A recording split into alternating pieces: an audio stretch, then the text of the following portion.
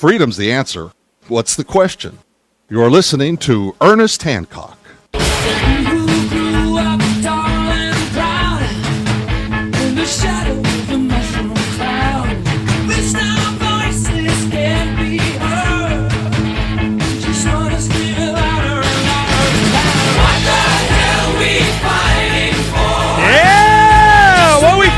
Here on Declare Your Independence with me, Ernest Hancock, and my special guest, Ilana Friedman. She's here representing Gerard Group International.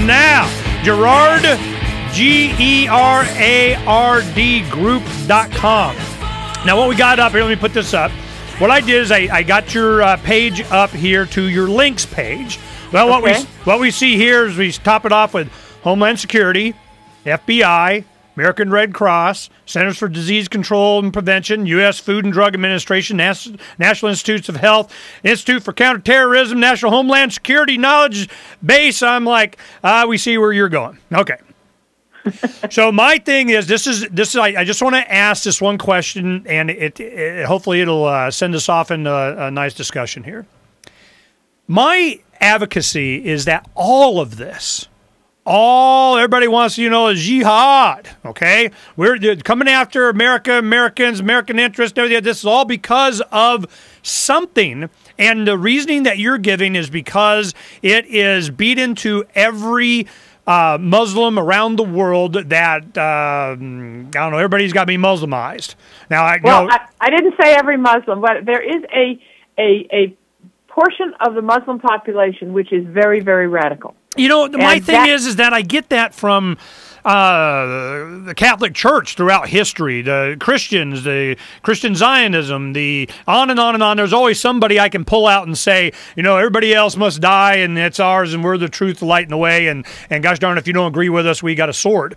So you can always pull that out, and I'm absolutely, positively certain that you have a counterpart in the Islamic world that's saying the exact same thing about the American empire in the West, invading them with McDonald's. I mean, would you think that that's an accurate statement?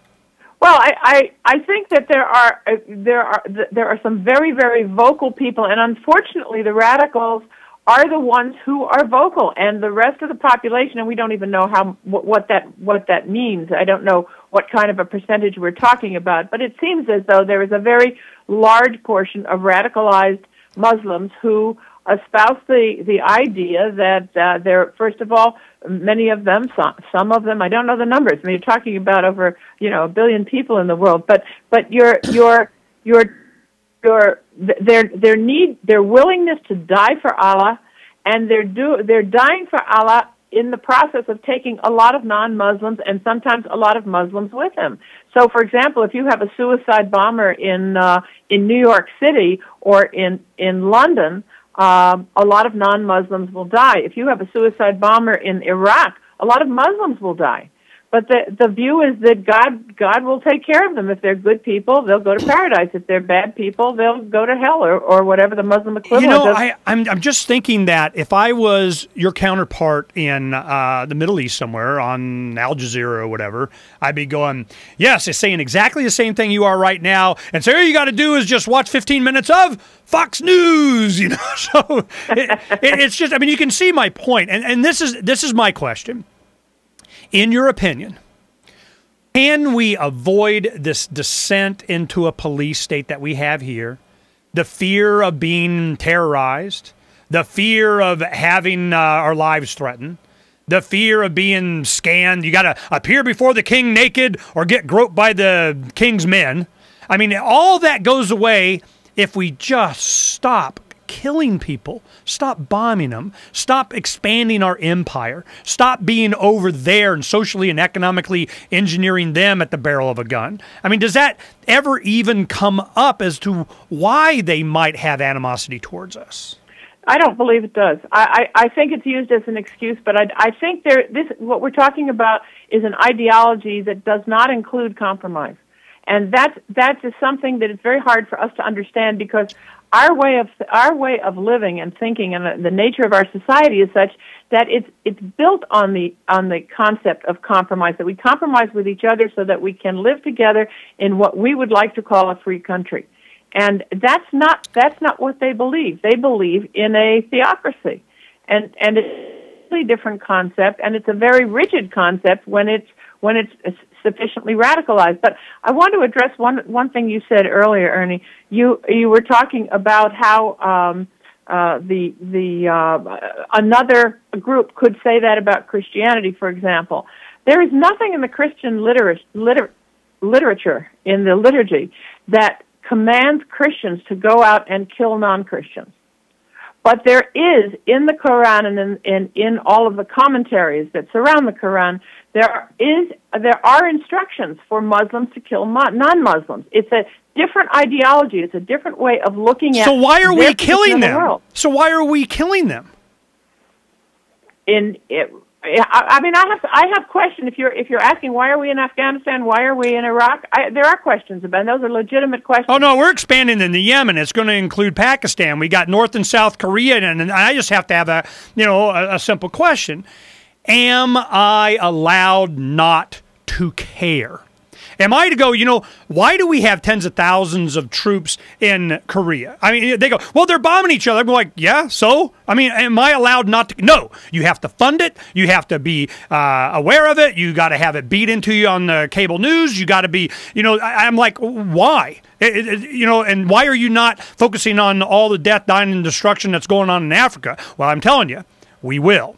As the natural resources start to develop there and China is starting to move, it's going to be Africa. It's going to move from wherever. It's just going to, there's another generation that's coming up that has access to information that is really starting to understand that we're constantly at war with someone, and we're constantly going to be elevating the police state, and they're constantly going to be expected to be afraid, and looking to people like you and companies such as yours to be able to protect them.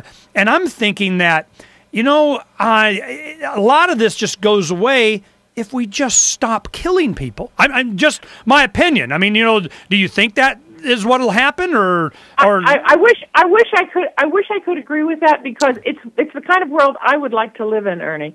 I grew up in a wonderful community where we would say, as a matter of course, you can't do that to me, and somebody would try to, I don't know, whatever, and keep me from doing something. I say, you can't do that to me. This is a free country.